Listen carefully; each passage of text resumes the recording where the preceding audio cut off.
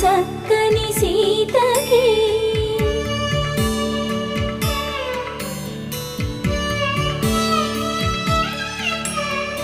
ఎర్ర జాబిలి చేయి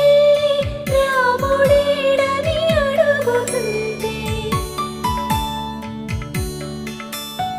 చూడలేదని పెదవి చెప్పే చెప్పలేమని కనులు చెప్పే నల్ల పూసైన